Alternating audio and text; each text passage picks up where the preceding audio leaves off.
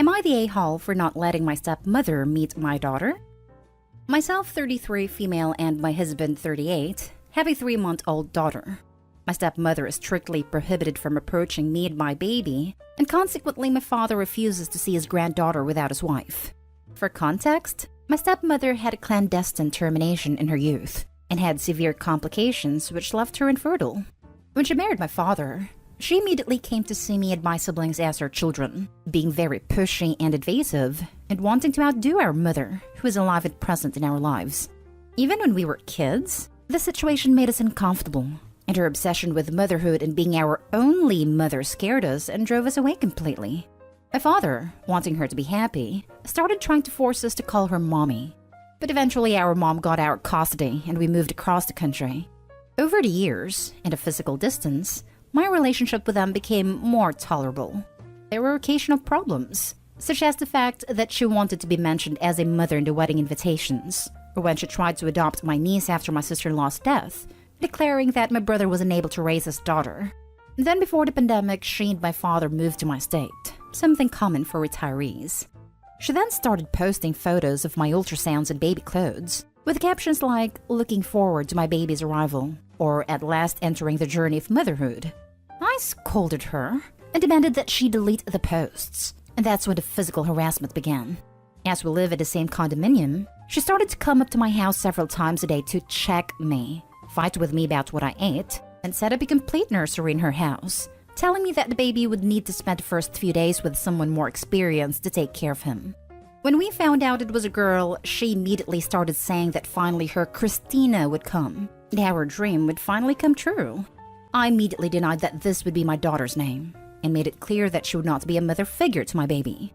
My stepmother then reminded me that a lot can happen during childbirth, and that it was better that my significant other and I understood that she and my father were prepared for any eventuality, and that I couldn't be cruel and deny her the closest thing she'd ever have to a daughter, since I didn't accept being her daughter. After that and other comments and actions, my husband and I decided to take some action in case she tried something. And now, 3 months after my baby was born, my father refuses to visit his granddaughter, even though we live close together, as I don't allow his wife to play mother and daughter with my baby. I understand that she has frustrated maternal instincts, but my daughter is not her replacement baby. So Reddit, am I wrong? Now for the top comments before reading the little update. Not today, Hall. Trust your parental instincts. You're not obligated to humor her. Your father is capable of making his own decisions. Thanks. Her attitude makes me very uncomfortable. And my husband is also worried. My dad says she's just very motherly. That is only natural for her to want to become close to the children and the family since she was never able to be a mother. I adore him, but he accuses me of being insensitive and denying my daughter the love of an extra mother.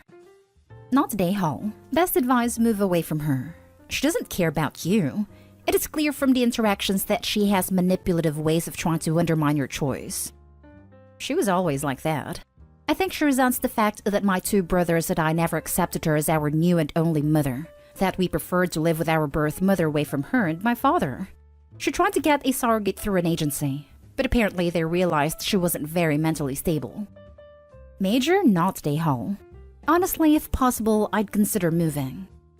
Hi. Unfortunately, moving is not an attractive option. My husband and I live in a great house, in a gated community, and with an amazing structure for families. Our house is our own, and we buy it without sinking into debt. The most we could do was change the locks, install a fence, and new cameras to prevent surprise visits. My father lives in another house in the same community, and unfortunately doesn't want to leave here, as it's full of benefits for retirees. And now for the update. My husband and I hardly slept that night. Partly because we've been reading your answers, and partly because a 3-month-old baby sleeps little and breastfeeds as much as possible. Thanks to you, I was able to see that my father will never protect his children, especially if it means putting limits on my stepmother. But the big point, the straw that broke the camel's back, was what happened this morning. As I work from home, and my husband owns his own company, we decided to streamline the moving process. What was our surprise to find my stepmother in tears at our gate, properly locked, screaming and begging for my forgiveness, and claiming that all she wanted was love, happiness, and that I have no right to deny anything so small to her. For me, it was like coming out of shock. After threatening to call the police, my father finally came and took his wife home. Immediately, I called my stepfather and he and my mother came to pick us up. I was glad he came as he is a very intimidating man, as well as being a retired police officer. We've packed a few essentials and the three of us will be staying at my mom's house for now. She lives in an apartment with plenty of space and 3 levels of security to allow access. We are in contact with our attorney who will refer to us to someone who specializes in family status, and we will seek to get a restraining order under our old address. P.S. To someone who asked me in private, my sister-in-law's death was caused, according to the police report, by an alleged mechanical failure in her car. At the time, with the whole situation going on with my brother and niece, I never really went into the matter. Next story is titled, Am I the a-hole for admitting that my parents and niece are the reason I left? I, 29 male, have a niece, 19 female, and as the title says, she and my parents are a massive reason why I moved away. When she was a little kid, she was unbelievably disrespectful and just downright mean. She would literally scream, yell, and if no one was around, she would cuss at me. And occasionally, she would do random crap that she would have never done if my mother, her grandmother, or her parents were around. For example, she would spit, throw stuff, purposely spill stuff, and if I ever stopped her or told her to stop, she would run to grandma and tell her I was being mean, and I would get in trouble. And if I didn't stop her, I would still get in trouble. Then a month before my 18th birthday, I told my parents that I wanted to visit New York City, and they said that was fine. We live in South Carolina if that matters, and my niece's birthday was 2 days before mine. 3 days before my birthday, and 2 before we were supposed to leave, I already got my bags packed, and they saved up, booked the tickets, and were ready to go. The next day, my parents informed me that we couldn't go, because they had planned a huge surprise party for my niece, but they miscalculated or something, and it was a lot more expensive than they thought.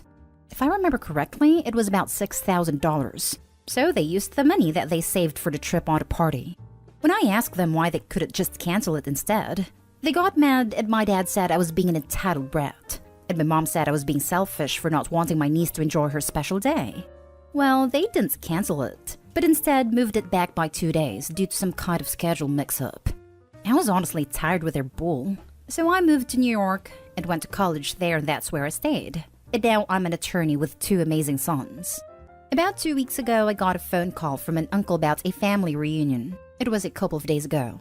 I thought it would be nice for my sons to meet some of their family members, as if I recall correctly, the only people they know are the people who moved up to New York, which is a couple of my cousins and my younger brother. So we went, and when I saw my niece, she acted the same as she did before. Later in the evening, my aunt asked why I moved to New York. My mother answered for me, saying that it was so I could go to college. I found it unbelievably amusing that she thought after all these years that was the reason, so I started laughing uncontrollably. My mother asked why I was laughing, so I told her that NYU wasn't one of the reasons why I left, and it was because they were crappy parents who loved and cared about their crappy granddaughter more than their son, and my niece was, and still, is the perfect combination between a crotch goblin, a brat, and a turd stain. My mother called me an ungrateful, disrespectful brat, and my brother and sister-in-law were pissed. I was a little pissed myself, so I just left. Am I the a-hole? Not the a-hole. And great timing before niece invited herself to visit New York City now that she's an adult.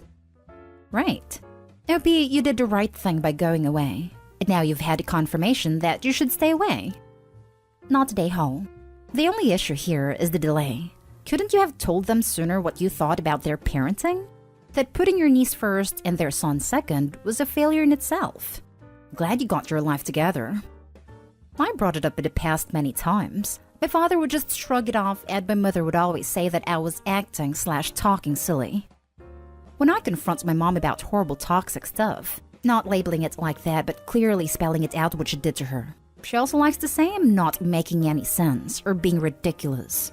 It means you're freaking right, but they don't understand why you won't just roll over and take it like you're supposed to. Everyone sucks here, but only because of the way you phrased it. If you'd have said something like, I actually left because I couldn't put up with my niece's behavior, and everyone else happily enabling that behavior at the expense of my happiness and well-being, then it would have been a clear-cut not a-hole.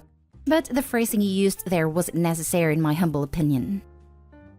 Next story. Am I the a-hole for telling my sister the truth?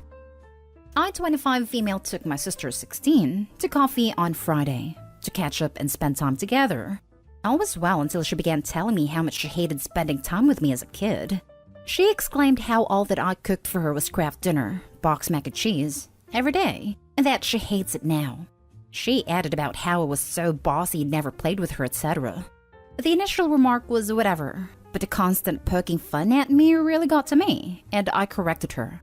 I told her that I was 9 years old when she was born, and I had to take care of her because my mom didn't come home every night.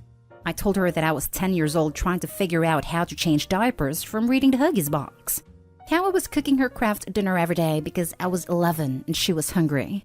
My mom had a really bad addiction problem, and we were taken away when I was 14 and my sister was 5, and both given to our dads. We have different ones. They never told her the details, so it was only her memory that was so hard for me.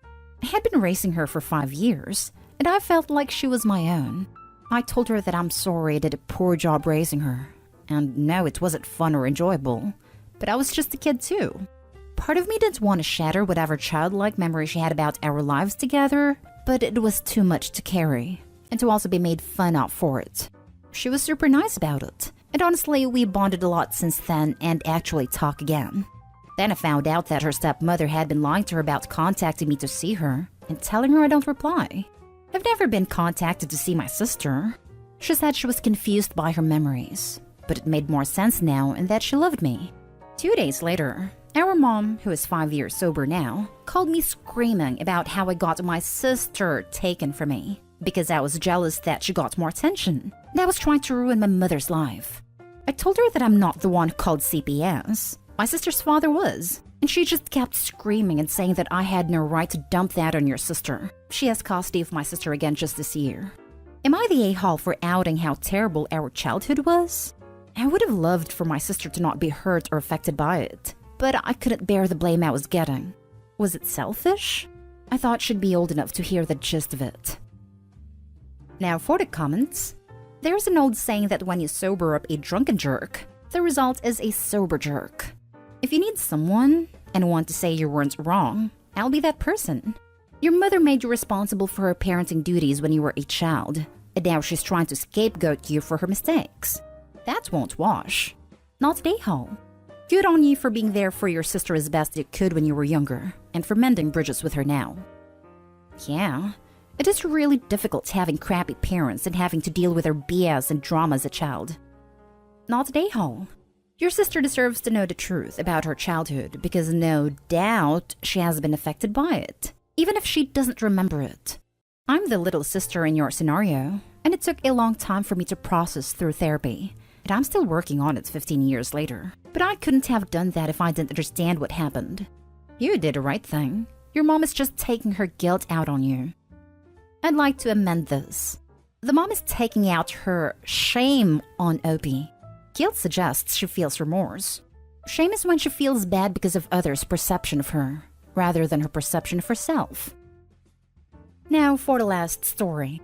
Am I the a-hole for not taking my husband to my brother-in-law's funeral after he went against my sister's wishes? My sister's husband was sick for over 6 months. In the past couple of months, he got worse. They have 2 kids, nephew 4 and niece 6. So I agreed to take the kids in to look after them and help my sister focus on her husband. A week ago, I got a call at 6:50 from my sister crying, telling me her husband just passed away. It was so devastating. I was still in bed when I got the news. I checked on the kids and they were asleep. I had to go see my sister and be with her, so I asked my husband to keep an eye on the kids and warned him not to tell them about their father's passing till their mom gets there and tell them herself in her own way, since she made me promise to wait until she tells them herself. He nodded, but said telling them the sooner the better. I told him it was none of his business, and he needed to respect their mother's wish. He said I could go, and he'd watch the kids. An hour later, my phone rang while I was with my sister, and it was my husband telling me to get home ASAP because the kids had a breakdown after he told them their father passed. I was dumbfounded and so mad and helpless. I asked why he told them, but I couldn't hear his reply because the kids were crying loudly in the background. Their mother heard and figured they found out, and she told me to drive her to see them. I apologized for what my husband did, but she didn't respond. We got home and it was a mess. My heart sank seeing the kids crying for their dad like that.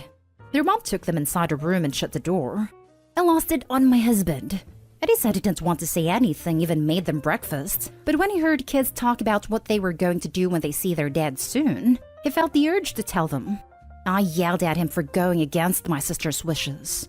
He apologized to my sister, but she said she doesn't want to see him because the kids stopped talking from their trauma. He wanted to go to the funeral, but I told him my sister doesn't want to see him and I'm respecting her wish. He got upset, saying I excluded him from family event, which was unfair and flat out petty. He said he couldn't help it, so I shouldn't hold him accountable because it just happened.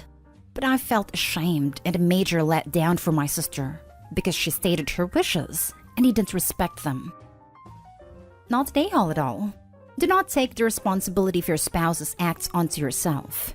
You clearly expressed your sister's wishes. He made the choice to go directly against them. Your sister had every right to not want contact at all with him after that.